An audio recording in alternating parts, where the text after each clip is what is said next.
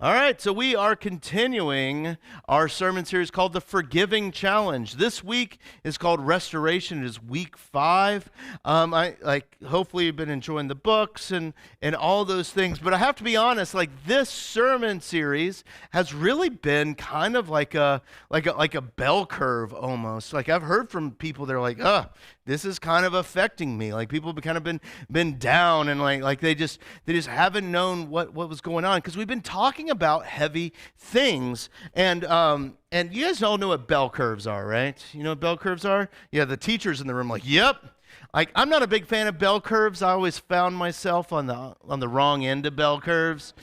Right, all those things. But in storytelling, curves are really, really good, right? And so what we've been doing is we've been going over the story of Peter. That's what John, the ending of John, is really about. Really, any of Peter that you see is you should be connecting yourself to him, right? That's really what's going on. But what's been happening is we've been going down like this, and we've been telling stories, and what's going to happen now as we come out of it, we're telling those same stories again, but we're seeing coming out of it. It's kind of how it goes here. And so, but Peter is fascinating in the Bible, because Peter, whenever you see Peter in the Bible, in the Gospels, you're supposed to see yourself in Peter. Because you're supposed to see Peter saying something sometimes he says really good things, and you're like, I say really good things sometimes too, Sometimes I give 25% to the waiter, that's my righteousness in front of me. But sometimes Peter says really unfortunate things. And we have said those same things too, right? This is what we're talking about with Peter. So the forgiving challenge is part of the red letter challenge. The red letter challenge, when it was created, was to get back to the words of Jesus, those red letters of Jesus, right? To get back to those words of Jesus and see what he's actually saying here. And in that, there were 5 weeks in the red letter challenge. There was being, forgiving, serving, giving, and going. And so we've been going, we went being last year, we're doing forgiving this year. Next year is going to be serving. Oh man, over there. And I got to be honest with you, when I first looked at the forgiving challenge back, I think we were first looking at it in February of this year. When I was first looking at it, I was like, oh gosh, what is this going to be? Is this just going to be 6 weeks of me looking? It's listen, you need to be a more forgiving person. I don't care if you want to do it. The people need to be loved, right? Is that all what's going to be? Because that's what it seemed like it was going to be. It's you need to be a more forgiving person. Because it seems like that's what just is a lot around Christianity. It's you need to be more of this. You need to fit inside this box. You need to live this way. And then when you live this way, then you get the goods. You get to go to the good place, right? If you don't fit in that, you go to the bad place. But here's the thing. In Christianity, especially Lutheranism, even though some of us, it's all about Jesus and his death and his resurrection. And his death and his resurrection leads us and tells us that it is enough. That what Jesus did for us is enough. Now, sometimes we have structures and all that stuff that says, you got to fit into these little molds. But in the end of the day, Jesus' death and his resurrection is enough to bring us that freedom. The problem is that we don't always believe it sometimes. And we'll fight each other, and we'll hurt ourselves, we'll hurt other people around us because we don't believe it. That's Peter. That's Peter in this story. So I want to talk to you about all of this. So the forgiving challenge is all about scars. And I've been talking to a bunch of people this week about what all this means. This whole challenge, especially talking about absolution last week, but also talking about sin in the first week, has really brought some new things to life in me. And this whole sermon series is about scars. the scars of Jesus, just like he appeared in that upper room to the disciples terrified of what's happening, and he appears to them and he shows them his scars. We in the LCMS love acronyms, so we have an acronym for our sermon series. And so we've talked about sin, confession, absolution, and today is all about restoration. And what does that mean? We understand what absolution means. We understand that we're forgiven, but what happens when, I get that I'm forgiven, but I still have all this pain, hurt, and anxiety that is inside of me? What do I do with it then? And that's what we're talking about today. And you know what? I don't think this is going to be that good of a sermon. I just don't. I've already delivered it once. Mediocre at best. I'm just telling you guys to get ready for it. And here's where the good news and all of that is. You guys are going to have to sit there. I got you. You could get up, but that would hurt my feelings. You can't do that. But the beautiful part about that is that my salvation isn't wrapped up in whether or not I preach a good sermon, right? Your salvation isn't wrapped up in telling me I got all your points, I laughed at all your jokes. That's not any of it. When we gather together, we gather as the people of God in this place. And when we gather together as the people of God, we look around, and this is actually a good exercise for us to do. Don't look at me for a second, just look at the people around you. You know what those people are? Those people are Jesus. Because we are the body of Christ together in this place, right? But we don't always believe that. Sometimes we struggle in trying to understand that. And what we read, the first couple verses in chapter 21, the last chapter of the Gospel of John, is about this. I love this story because it's so real. It's just dripping with reality because I've found myself doing what Peter has done. I've talked to many of you, I'm not looking at anybody in particular, who have done what Peter has done. And I think we've all found ourselves in these things. So I want to get into it and talk about what it means to be restored.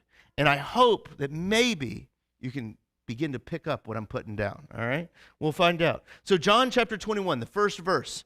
And this is such a good news verse, but it won't make any sense till after we come back to it. Afterwards, Jesus appeared again to the disciples by the Sea of Galilee. Now, I read that, and everyone's like, okay, cool, Jesus is there again. If later on in the sermon, hopefully you'll be like, oh, yes, Jesus appears again. And then John is basically like, here's how it happened. All the boys got together, right? All the guys, all the disciples got together and they were hanging out, right? Even the Zebedee brothers got together. And then Peter said, you know what? I want to go fish. I'm going to go out to fish. And they were all hanging out and they're like, it feels like old times. Let's go out and fish. Let's go out and do that. So they went and got into a boat, but that night they didn't catch anything. That last phrase is everything in this story. They didn't catch anything that night. Didn't catch a thing, right? Over there. That tells you what's actually going on. Because you could look at this and go, oh, I see what's happening here. They're just going out to fish. If I said to everyone, I don't really like fishing. If you ever want to take me on fishing, that's fine. But let me explain to you why I don't really fish much. When I was growing up, one of my uncles or dads was like, you want to go fishing? Sure. Well, you got to wake up early. You got to be quiet. Right? These are things that I don't do. That's just not in my nature, right? I'm like, the fish need to be talked to. If you're not going to listen to me, right? So they go, this is not, if I went, let's go down to the pier and let's all go fishing. Oh man, we didn't catch anything, but we drank some cerveza, some Diet Cokes, and we had, and we had a good time, all that stuff. That's not what's going on here. What's happening here is that Peter doesn't know which way is up anymore. He doesn't know which way to go, where to find himself. He doesn't know anything. He's outside of his comfort. He's outside of everything. And the thing is he knows Jesus is alive. He knows that he's been forgiven. And yet now he's trying to run away and pretend like the last 3 years haven't happened. That's the difference. Like Jesus appeared to the disciples and Peter and said, like, you are forgiven. And he appeared in the room, showed him his scars. And yet we see Peter and all of the disciples going, I need to go back to a time when I was in control. I need to go back to a time when I understood what was happening, when I understood when things made sense in my life, right? So Peter goes back to the life where his hands smelled like fish, no matter how much you scrub them. He goes back to the life where the soil that he walks in is covered with broken shards of fishing net all around there, where you could hear the seagulls just doing their sound like just constantly, right? Like he's just going back there because that was the last time he was in control of his existence, right? That's also the place where Jesus met him. But that's the last, even though he was of no one of notoriety, even though at least then he knew what was going on. Man, how many times have I done something so similar? It could be something as benign as like dieting. It's like, oh, that one diet I did when I was 29 years old, that sure worked. I'm sure it'll work for my 41-year-old self now. Right? But we do it in so many other ways. As a pastor, I see this all the time. I see people that life has fallen around them. They don't know which way is up. And they're like, the last time I felt comfort was when I was going to church.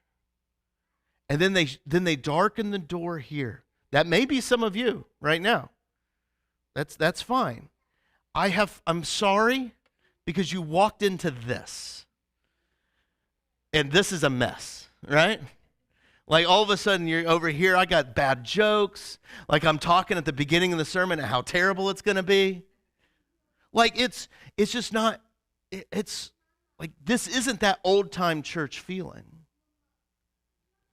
And so I've seen people come and do that, but it's not just that. I've seen people are like, I need to go back to a previous time, get back to what I know, get back to where I understood how life was going. That's where Peter's going. It's almost like he wants to forget about the last 3 years with Jesus. Just take me back to what I know.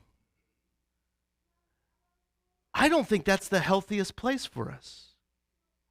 Because God has put us on time, right? Like most of us have watches. I don't have a watch on today. I can see a watch. It's 10:56 right now. But God has put us in there, and that march of time is constantly moving forward, which is good. Like it's moving forward for us to go back and go, I will find a better time if I just go back. It's like saying, the God, I don't like how you created the world. Like I need to fix it. Like there's this nostalgic pull. I mean, Hallmark has produced an entire cottage industry of movies at Christmas time that are all about going back, right? Every movie is some hustle bustle person. They're like, oh, I got to go back in my life. And then they find something they were missing, which is a cute guy and cookie in a place that makes cookies. Every movie's the same. And it's all evil. That's why I said that. I just wanted to say it like that about some of you are like, I really like those movies. You can like them. I like bad things too. But that's what all those things. But we see that oftentimes the courses that divide us so much, like politics. Like think about how politics wants us to, you hear so much call right now of if we could just get back to the 50s. I think, man, if we could just get back to the 90s. Oh my goodness, right? Yes, right? Tamagotchis. But then I thought about it. like, that's really before the internet was around. Internet's pretty sweet. Like, that's before DVRs. Shoot, I don't even use DVRs anymore. I'm beyond that. Like that's, it's like just going back. And when you're going back, you're going to a time that doesn't actually exist. You're just seeking refuge in something else, right? Like that's all that you're doing. And I love and this is where Simon Peter is. He's out looking for refuge in something else, and I love what Jesus does. So now, here's what I want you to think about. So I'm going to go out and fish, Simon Peter told. Like he told them, and they all go out there, and according to our Baptist brothers and sisters, Peter is obviously backsliding, right? There's nothing worse in a Christian's life than backsliding. But here's what I want you to notice, was verse 1 of all of that. Even in the midst of Peter's backsliding, even in the midst of Peter losing himself and just wanting to forget everything about Jesus, even though he knew Jesus rose from the dead and he was forgiven, Jesus still meets with him there. Afterward, Jesus appeared to him again and his disciples. Even in the midst of the place where you're trying to run and hide, when you're trying to go back in and just forget all the struggle that's going on right now, those places, Jesus doesn't wait until you get your life in order and it's like, oh, thanks for coming back and seeing me again. No, Jesus goes back to those places. Now, he may mess with you a little bit back there, but he meets you back even in the places of your struggle, pain, and hurt. And let me show you that. So early in the morning, Jesus stood on the shore. The disciples didn't realize it was Jesus yet. And he calls to them. It's like, hey, buddies, have you caught any fish? Now, think about how sarcastic this is, just for a second. I have some very sarcastic friends. He's not watching right now. His name is Robert Garst, all right? Good friend of mine. Very sarcastic. I can only picture him saying this. But think about this. Have you caught any fish? And look at their answer. They're like, this guy on the shore, like, no. They've been fishing all night. They've been trying to go back and relive the glory years, right? They're trying to go back to those times. They're trying to put the Jankos on again. But they can't. It's not working for them. And there's like, no. And he's like, well, did you try to throw the net on the other side? What a dumb thing to suggest, right? Think about this. Here's the width of the boat. It's right here, right?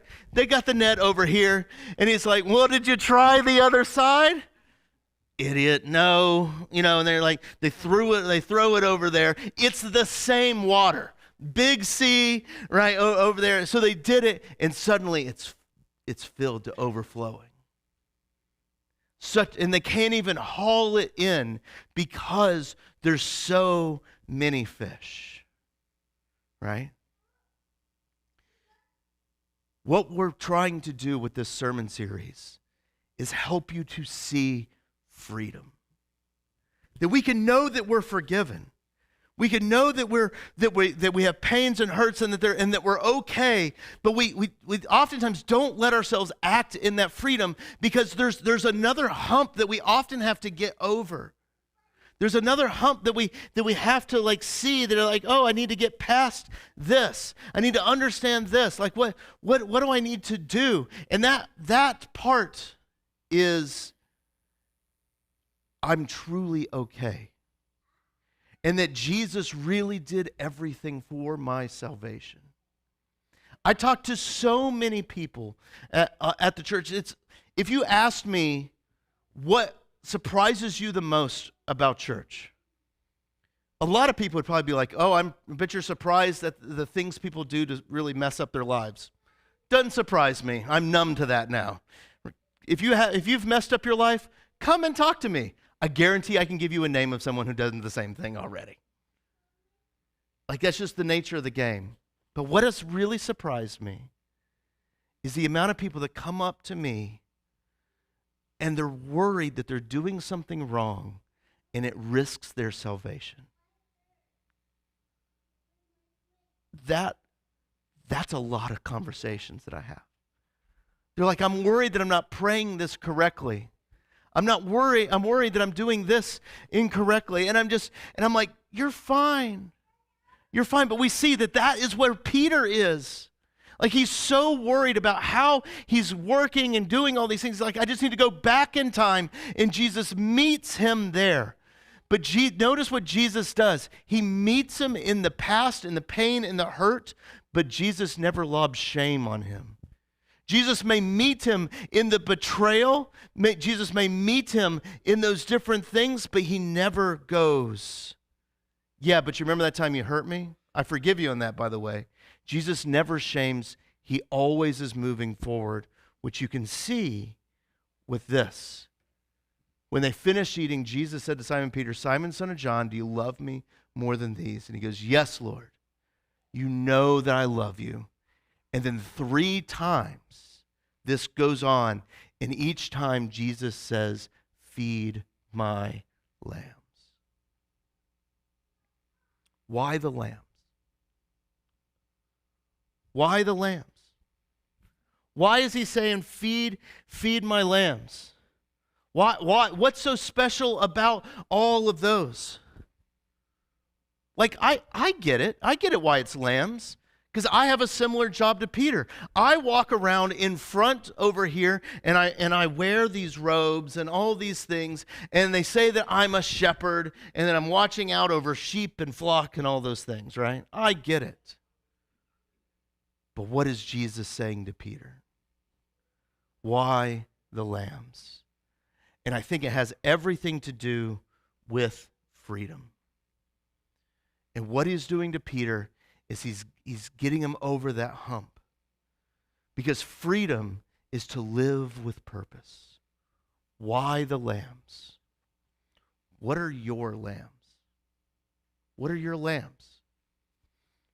Because remember, we're supposed to see ourselves in Peter. Your job may be different than my job. In fact, it is different. Like I'll gloat on Heather real quick. Heather, like we went to Cracker Barrel. Heather, maybe the best waitress I've ever had. Really good. You could maybe be better than me at it. You know, like maybe, right? Am I better up here? That's why I was saying that. That's why I wanted to hear that in my life. But there's all kinds of people. And I don't mean to throw any shade at anyone else's cooking. But Chuck and Joyce, best food I've had in Port St. Lucie has been at your house. It's because you're in hospitality most of your life, right?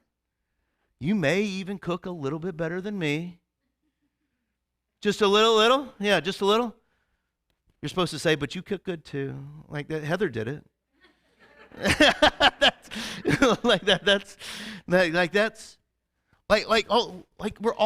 We all different, right? We all have these different talents and abilities and all these things. What does feed my lambs for you? Because here's the thing, as a church, we believe that our salvation, that our eternal destinies, that Jesus is coming back and that we can finally breathe again because Jesus died and rose again. This little escapade with Peter in the boat trying to relive his past, he's like lifting weights in the gym again, trying to get buff like he was in his 20s. He's reliving his past, his glory years. Like all the salvation things has already happened. Why is Jesus doing this? If everything that we needed to happen had happened already because of Jesus, why is Jesus going back and talking to Peter? Why the lambs? Because God, he can do anything he wants on his own, right? Like the whole, like God created the world with something that is overused, his own voice, right? God created the world with this beautiful song in Genesis chapter 1, created everything. In the prophets, it talks how the rocks can cry out in honor of him. How God can do anything at all, at any time. Like God can make it happen. If Jesus died and rose again, God can do anything he wants. And yet we find him going to Peter. Did you throw it on the other side yet? Actually, he goes, Peter, feed my lambs. The truth is that God doesn't need Peter. He doesn't need any of us. He doesn't need me. Lord knows that. But instead, he went to when Peter was trying to relive the glory years and go back, and he got him. He uses him. God could just make, if God can die and rise again, he can make Fruity Pebbles show up in a bowl in front of your house. And you would be, glory be, Fruity Pebbles. Some of you are like, well, I don't even know what Fruity Pebbles are. You're living a life of sin. You can find the good news of great joy in the cereal aisle of Publix and Walmart, glory be. He could make it appear, and yet he uses every one of us to bring our daily bread to our table. He uses every one of us, whether we are in education, even you retirees, even if you are working at the barrel, or what, and even if you have to don things like I am right now, he chooses us. Because that is how God has created the world. And it's when Jesus looks at Peter and goes, feed my lambs. It's like Peter gets over that hump. And he starts going forward then. God doesn't need us. He could just provide for us everything that we have. But instead, he wants you. He wants you. And that's good news. That's good news. Because there's a lot of people that I love in this world. Because I know God loves me. There's a lot of people I love in this world that I don't necessarily like. I go through Christmas and Thanksgiving too, right? There's a lot of people that I love that I don't necessarily like. But God went back to Peter and he says, I like you and I want to use you. And he does that with all of you as well. And I just want you to rest in that as you contemplate in this week. Because I think some of you know it. But what does feed my lambs look like for you? And that's good news. And we'll end right there. Let's say a prayer. Jesus, we thank you that you love us and that you're always guiding us. Lord, just as you came and you restored Peter and said, feed my lambs. Lord, may we see what those lambs are to us. If they are our neighbor down the street, or the people we are cooking food for, or if they are whatever job that we may do, Lord, continue to help us see our vocation and how you are bringing the daily bread through each and every one of us. Thank you, Jesus. Amen.